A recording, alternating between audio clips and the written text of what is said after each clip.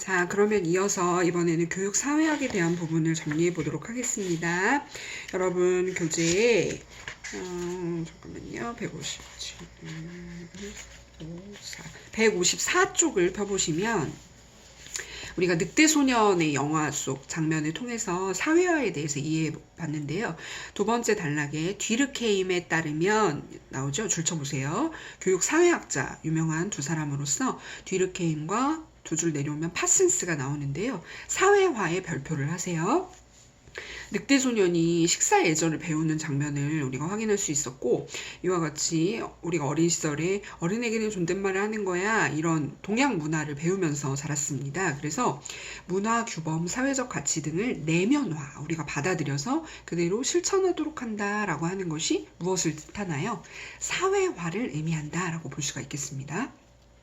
두 줄 내려오면 파슨스에 따르면 사회화 별표해 보세요. 사회가 균형과 안정을 유지하도록 하는 기제가 뭐라고요? 사회화이다. 그래서 우리가 설국열차의 영화를 통해서도 이해해 볼 수 있었던 것이 엔진칸의 사람들, 꼬리칸의 사람들이 각자의 본분을 다해야 이 사회가 안정과 균형을, 질서를 유지할 수 있다라고 하는 관점이 있고요. 이것은 가진 자들이, 엔진칸을 차지하고 있는 사람들이 이 사회의 질서를 계속 유지하기 위한 그들의 권력을 유지하기 위한 수단으로서 사회화나 교육이 활용되고 있는 것이 아니냐, 이렇게 비판을 하는 것이 갈등주의적인 관점이다라고 볼 수가 있는 것입니다. 그래서 넘어가서 교육사회학 이론을 살펴보면 158쪽이 나오죠. 기능주의 교육이론 한번 줄치시고, 첫 번째 줄에 사회를 안정적이고 지속적인 유지에 관심이 있는 이론입니다. 그래서 사회를 구성하는 부분들이 각각의 기능을 수행하는 것이 중요하다라고 설명하면서 두 줄을 내려오면 교육은 사회화의 기능을 수행한다, 이렇게 설명하고 있습니다. 즉 설국열차에서도 교육을 받는 아이들의 모습이 나오는데요. 그 엔진을 만든 사람을 찬양하는 막 그런 교육을 받고 있었습니다. 그래서 이와 같이 사회화, 우리가 해야 하는 본분이 무엇인가, 질서를 유지하기 위해서 우리는 어떤 개개인의 역할을 해야 되는가, 이런 것들을 학교 교육을 중심으로 해서 가르치고 있다라고 볼 수가 있는 것이죠. 자, 기능주의 교육이론 옆에다가 여러분 메모하셨죠? 사회에서는 이해관계를 둘러싼 집단 간 대립이 발생한다. 이것은 기능주의에 대한 설명이 아니라 갈등주의에 대한 설명이기 때문에 잘못된 것이다, X라고 하셔야 됩니다. 사회에서는 이해관계를 둘러싼 집단 간 대립이 발생함, X. 이것은 기능주의 교육이론에 대한 설명이 아니다 라는 것입니다. 넘어가서 159쪽을 보면 갈등론적 교육 이론에 따르면 대표적인 학자가 아래에서 5줄을 올라오면 보울주아 진티스라고 하는 사람이 있었죠. 이것도 제가 카페에다가 필기할 내용을 올려두었습니다. 그래서 여러분이 교재에다가 옮겨서 적고 잘 정리를 하시기 바랍니다. 산응이론이라고 하는 것이었어요. 그래서 다시 한번 보면 첫 번째는 노동자가 자신의 작업 내용을 스스로 결정할 수 없듯이 학생들도 교육과정에 대한 결정권이 없다라고 하는 비판을 하였고요. 두 번째, 교육은 노동과 마찬가지로 목적이 아니라 수단이다라는 비판. 그리고 세 번째는 생산 현장의 직급별 단계가 있듯이 여러분이 스텝 디자이너 이렇게 올라가는 것처럼 학교도 1학년, 2학년으로 여러 단계로 구분되어 있다라는 것이었고, 네 번째가 중요합니다. 네 번째는 생산 현장에서 업무의 분화가 강조되듯이 학교에서 교과목의 분화가 강조됨 이라는 지적을 했죠. 그래서 해야 하는 일들이 뭐 부서별로, 개인별로 다 나누어져 있어요. 그게 분화잖아요. 그리고 여러분이 학교에서 공부를 할 때도 교과목별로 다 나누어져 있어요. 분화가 되어 있다라는 것인데, 이것이 맞는지 보세요. 생산 현장에서 업무의 통합이 강조되듯이 학교에서 교과목의 연계가 강조됨, 상응이론에 대한 설명으로 이것이 맞을까요? 아닙니다. 업무의 통합, 교과목의 연계가 아니라 업무의 분화, 교과목의 분화로서 보울주아 진티스가 네 번째 상응이론의 내용을 설명했다라고 하는 것을 기억하셔서 잘못된 설명을 골라낼 수 있도록 하셔야 됩니다. 자, 160쪽으로 가시면요. 이렇게 지금까지 살펴본 기능주의와 갈등주의 이론은요, 사회를 바라보는 거시적인 관점이다 라고 메모를 하셨을 거예요. 거시적 이론이었는데요. 마치 어떤 원리에 따라서 사회 변화를 설명하려고 하는 부분이 있었습니다. 하지만 지금 나온 세 번째 신교육 사회학 이론은요, 사회를 살펴보는 미시적인 관점이다라고 했죠. 그래서 우리가 어떤 이야기를 나누는가, 교실에서 많이 사용되는 언어는 무엇인가, 특정 문화는 어떻게 반영되어 있느냐, 이런 것들을 들여다보고 해석해내려고 하는 것이 미시적 접근이다라고 하는 것이었습니다.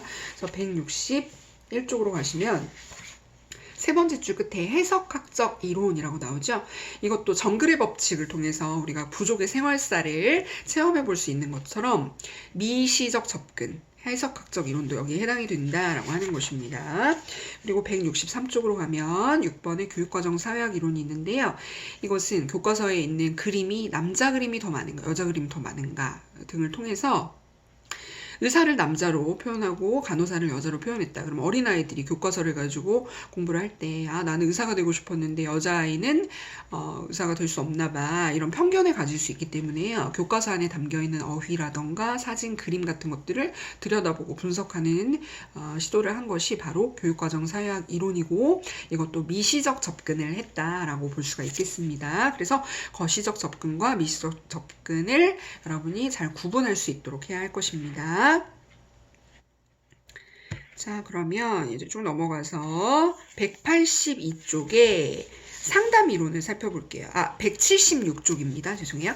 176쪽 인간 중심 상담에 대해서 우리가 살펴봤는데요. 177쪽의 내용이 나오죠.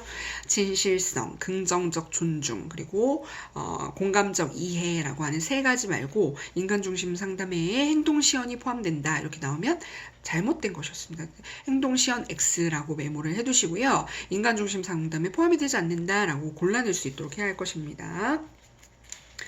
그리고요, 179쪽으로 가서 우리가 그래비티 영화를 통해서 합리적 정서적 상담을 이해해 봤잖아요.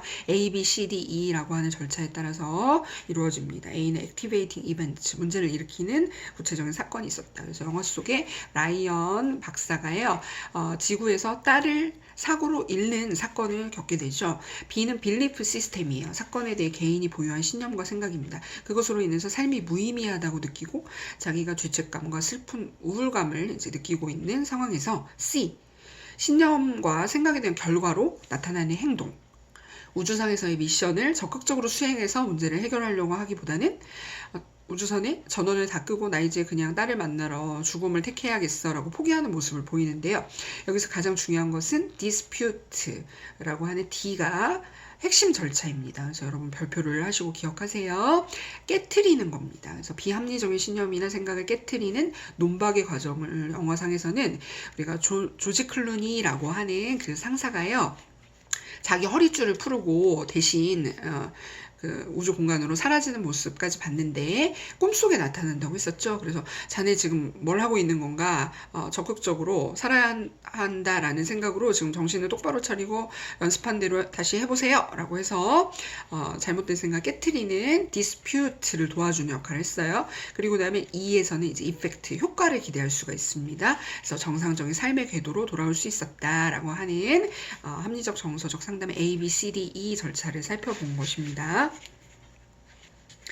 그러면요, 이제 190쪽으로 가서 교육행정학에 대해서 살펴봤는데요.